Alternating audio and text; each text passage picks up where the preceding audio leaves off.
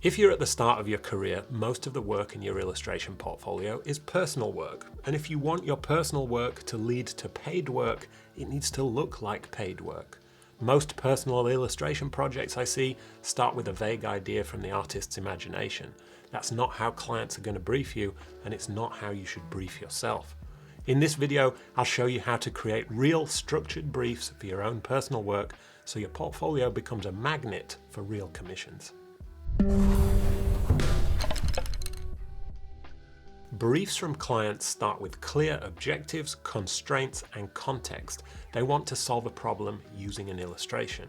Some personal work is for the sake of experimenting, or sometimes just for fun, and that's okay. But if you want those personal projects to help you look more professional and experienced, we're going to need to do a bit of role play and get into the mindset of a client. And I'm going to call one of my favorite clients to help us out with this.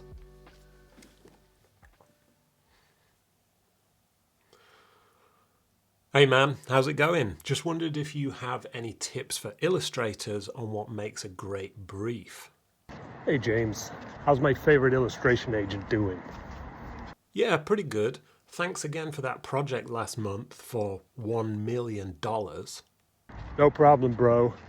Did you say you needed tips on handling haters or cooking great beef? Yeah, both would be great, but today I want to know what makes a great illustration brief. Yeah, I really just want it to pop. And I want to be able to crush it in my next presentation. So we need some really strong visuals for that. Okay, can you be a bit more specific? I think I'll know it when I see it. So can they just do like 20 versions and I'll pick my favorite? Yeah, I'm not sure that's super helpful. Sex sells, man. That's the truth. Make the illustration sexier. Yeah, you're breaking up. I think I've got what I needed. Thanks. Bye. Maybe we should have given him a little bit more time to prepare those answers. Let's see if we can figure it out ourselves, shall we? I'll pretend to be the client this time instead of asking that other very real client. I've decided I want to work with an illustrator on my project. I know what my product is. I know what message I want to communicate to my customers. Maybe it's launching a new product, or maybe I need to make sure that they understand an important concept. I know who my company sells that product to, their age, their location, and what kinds of things they're interested in. I know what space I need to fill with an illustration on the product, whether it's packaging or a section on my website or a page in a magazine. I know how many illustrations I need, and I know what size I need them to be. I know from customer research what sort of tone my customers generally like. Maybe they're an older crowd who prefer a more serious, elegant tone, or maybe they're a younger, trendy crowd who like bold colours and a bit of humour. I also know when I need it to be delivered so I can get it off to the printers. And I know that the printers have some specific requirements in the colours that they can use and the file format that they need to receive. So we can start to build a brief based around all this information. Let's start with the basics, and you can decide all these things yourself. Just try to pretend to be a client for different kinds of companies. How many illustrations are required? What is the product? What size or shape does the illustration need to be? And where is it going to be used? Is it going to be in a magazine page or on like a subway digital ad screen maybe? What does the illustration need to communicate? What questions does it answer, or what story is it telling? When does it need to be delivered? 2 days, 2 weeks, 2 months if you're lucky. And then we can go a bit deeper. What does the client's brand stand for? What are their values and what's their style? Who are their customers? Are they wealthy, classy individuals who have refined tastes? Or are they teenagers with zero attention span who are happy to try something exciting and new as long as it's cheap? What other products do those kinds of customers buy? And what's the best way to grab their attention? What colours resonate most with that audience? Maybe you could even make a mood board for some of these so you can really visualize it. And what restrictions do you have to work with? You can make some things up here just to challenge yourself if you want to. These are some of the questions you can ask yourself and make up answers to help you define this imaginary product and audience. You are forced to think about the project from the client's point of view, and that's what real projects are like. Most of the time, you have to work within fixed boundaries for an illustration project. It's not complete freedom of imagination and creativity.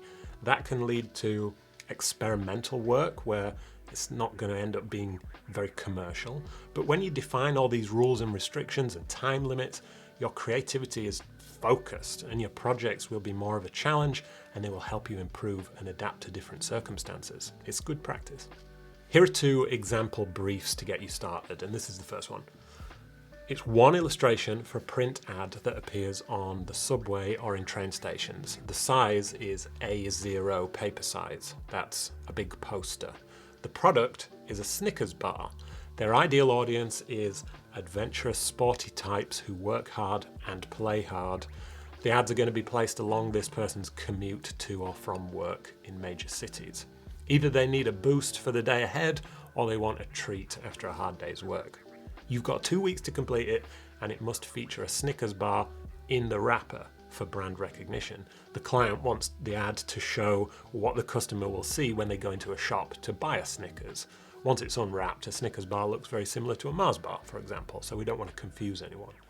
The text on the ad will read, "Here's your gold medal." Imaginative, I know. It's bold, it's not too serious, it's eye-catching. The packaging is quite dark colours, so you'll need to focus on contrast and using accent colours to good effect to create something really striking. The creative restriction is you can only use 4 colours plus white, which is the colour of the paper that you're printing on. And here's another brief. 4 illustrations for a tech company website, and the product is Zoom, the online conference software. They've already got a good foothold in the corporate work world, but they've got a new campaign which is trying to reach people on a more social level. The idea is that if you live far away from your old friends, you can catch up on Zoom, and it's almost as good as real life. The tagline is, Zoom, not just for boring meetings. Each illustration shows what friends can do on Zoom together, and here are some ideas. You could have a drink together. 2 friends are speaking through Zoom. They're each holding a cocktail or a beer or a coffee, and they're chatting away just like they would in real life. You could also play a game together. 2 or more friends are playing a classic board game. Zoom has a feature where it can focus your computer camera down onto your desk so people can see what you're drawing or writing, or in this case, playing. You can catch up with your parents too. In this one, there's a student away at university and they're talking to their parents on Zoom from their dorm room. You could imagine the room to be an absolute mess out to the sides, but they've cleaned up in the spot where the Zoom camera can see in the background, just like I do here, but out of shot, it's like a rubbish tip. Then we've also got an illustration for long-distance relationships. In this one, you could imagine 2 long-distance lovers catching up over Zoom. Not like that, get your mind out of the gutter. But maybe they're sharing a meal together, like they're sat opposite each other in a restaurant, but one of them is on a laptop. That's a bit sad, possibly, but I'm sure you can figure out a more romantic way to present it. The client has 3 weeks to work on this project, and they want to give 2 rounds of feedback on your sketches and colour versions. The restriction is you have to primarily use the Zoom blue colour. The message should be positive and evoke feelings of longing to speak to our loved ones. The audience in this case is quite varied, but it's specifically not aimed at office workers. This one's about fun. With any self-initiated project you make for yourself, treat it like a real job. Not only will you get new professional-looking work for your portfolio, but you can practice the real-life conditions of working with a client. Be strict with yourself. Be the client. If you're not going to make the deadline you set for yourself, email yourself to apologize for being disorganized. I hope you've got a good excuse. If you want to work in publishing, you'll need to show book covers in your portfolio. If you want to work in tech, you've got to show tech projects. Same with fashion or packaging or anything else. Until you get some real clients in these areas, you've got to be the client. It'll be hard to give yourself feedback on a project, so maybe you could get a friend to help you there. But if you can mentally separate yourself from the creative you and practice giving objective and constructive feedback, that is a good skill to develop. So here's your challenge for today. Get out a piece of paper, plan one project from a client's point of view. Write it all down in bullet points before you even open your sketchbook. I'll link to a recent Instagram post in the description which can help you plan this out.